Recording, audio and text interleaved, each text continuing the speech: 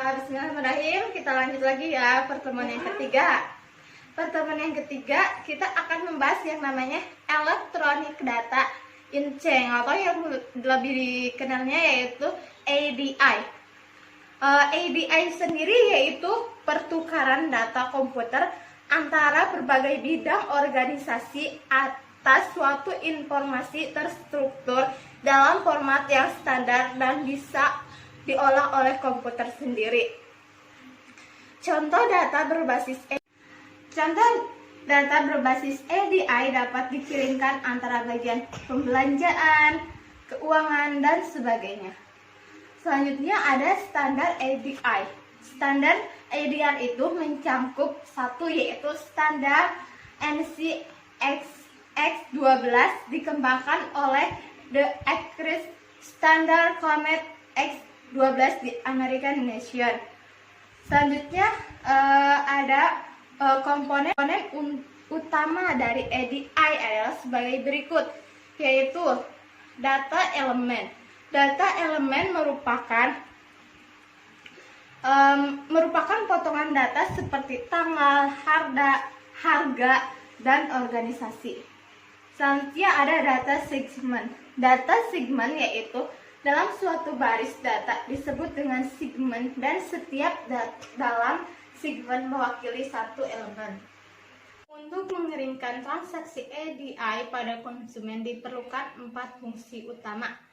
1. Mapping proses. Mapping proses identifikasi elemen dalam database untuk membuat pesan dalam format ADI. Selanjutnya yang kedua ada extraction, yaitu proses pengumpulan data sebelum diidentifikasi dan menempatkan ke dalam format tertentu. Dan selanjutnya yang ketiga ada transaction, yaitu mengirimkan pesan keluar ketika data yang diperlukan masih dalam bentuk format file. Membentuk pesan ADI bisa dilakukan menggunakan software translation atau formatting. Dan selanjutnya ada communication. Communication yaitu proses pengiriman transmisi atau pesan ADI dikendalikan oleh software komunikasi yang akan mengatur dan memelihara nomor telepon partner dagang, menjalankan automatic dialing dan up atau downloading, juga membuat activity log. Adapun keuntungan dan pengaruh dari ADI tersebut. Di antara keuntungan ADI tersebut yaitu diantaranya 1. Business survival. Business survival sendiri yaitu kebanyakan organisasi menekankan suppliernya untuk menggunakan ADI.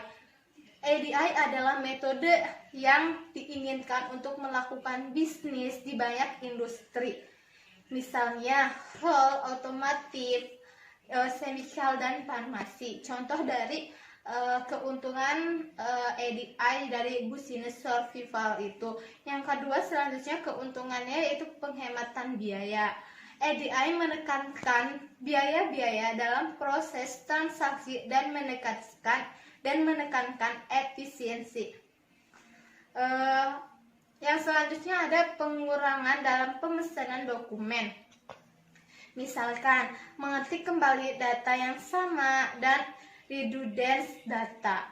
Dan selanjutnya ada mengurangi stak sebagai hasil dari eliminasi data recaying dan koneksi kesalahan. Dan selanjutnya ada memperbaiki servis kepada pelanggan, memperbaiki revisi dengan supplier, pelanggan, dan rekan dagang. Keuntungan yang selanjutnya yaitu memperbaiki kemampuan untuk bersaing di internasional sebagai hasil. Adapun pengaruh penerapan ADI atau kekurangan dari ADI tersebut yaitu 1. Tekanan pesaing, kekuasaan yang dilaksanakan, kebutuhan intern, dan dukungan manajemen puncak. Selanjutnya kita akan mengetahui yang namanya cara kerja ADI. Gimana sih cara kerja EDI? Cara kerja EDI pada dasarnya EDI terdiri dari 3 komponen utama, yakni standar, perangkat lunak EDI atau EDI conference, dan komunikasi. Pertama yaitu standar. Pada dasarnya standar berisikan teks yang memuat informasi dan rule sebagai penerjemah dari satu atau lebih dokumen bisnis. Sedangkan rule dalam EDI isinya bekerja dalam bentuk kelompok. Sekumpulan rule untuk membuat format sebuah dokumen lazimnya bekerja dalam bentuk kelompok. Elektronik tersebut disebut transaction set. Jadi transaction set adalah analogi elektronik dari kertas atau form dokumen bisnis. Salah satu ciri utama dari EDI pada dasarnya pertukaran data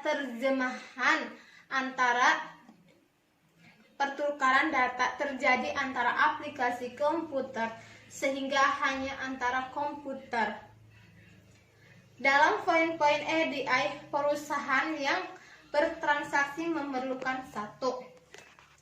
Menggunakan protokol komunikasi yang sama. 2. Mempunyai kecepatan transmisi yang sama. Dan 3. Menyediakan telepon pada saat yang sama. Dengan bertambahnya rekan bisnis, maka komunikasi berbentuk point to the point makin susah untuk dimanage. Oleh karena itu, dalam perkembangannya akan lebih mudah memakai jasa pihak ketiga. Yang selanjutnya ada penerapan EDI internet pengguna. Penerapan EDI di internet bisa dibilang masih baru. Namun, teknologi dan servis berkembang dengan cepat. Fan yang sekarang sudah terhubung ke internet untuk memberikan servis ke pelanggan-pelanggan. Misalnya, sebuah servis kepada pelanggannya, misalnya sebuah perusahaan pelanggan CEN dapat melakukan transaksi EDI dengan sebuah perusahaan lain yang terhubung ke internet. Pesan-pesan EDI dapat diselipkan ke dalam internet email. Perusahaan-perusahaan yang sama terhubung ke internet juga dapat melakukan transaksi EDI. Pengiriman pesan dengan email ini cara yang simple dan pesan yang banyak dipakai. Khususnya untuk menyelipkan pesan-pesan EDI bisa dipakai sertifikasi IETF atau MIME dan kedua rekan dagang harus sepakat dengan metode encryption untuk pengamanan pengiriman by email. Oke, sekian, terima kasih. Ini penjelasan pertemuan ketiga. Wassalamualaikum warahmatullahi wabarakatuh.